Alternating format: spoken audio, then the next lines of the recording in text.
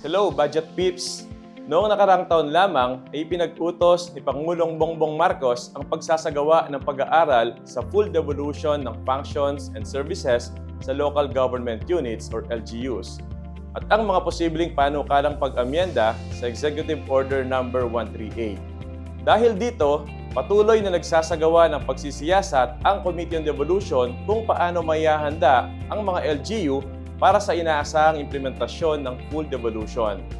Pero bago magpatuloy sa ating diskusyon, ano nga ba ang ibig sabihin ng full devolution? Tara na't pag-usapan natin yan dito sa Budget 101. Ang full devolution ay ang pagpapalakas ng autonomy at pagbibigay ng kapangyarihan sa mga LGU na magpatupad ng kanilang mga programa at proyekto na naaayon sa mga probisyon ng Local Government Code. Sa pamamagitan nito, mas mapapadali ang proseso ng implementasyon ng mga inisyatibang magpapabuti sa pamumuhay ng ating mga kababayan.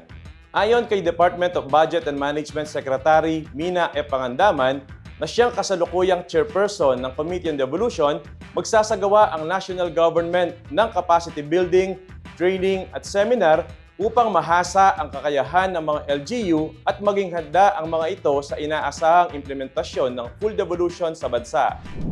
Noong nakaraang June 13 lamang ay nagsagawa ng pagpupulong ang Committee on Devolution kung saang binigyang diin ni Sec. Mina ang pagbibigay ng rekomendasyon na tumutugon sa direktiba ng Pangulo ukol sa devolved functions, services, and facilities sa LGUs. Naway naging malinaw sa inyo kung ano ang ibig sabihin ng kahalagahan ng full devolution. Ito po si Director John Aris S. Macaspac ng DBM Systems and Productivity Improvement Bureau. Magkita-kita po tayong muli sa susunod na linggo dito sa Budget 101.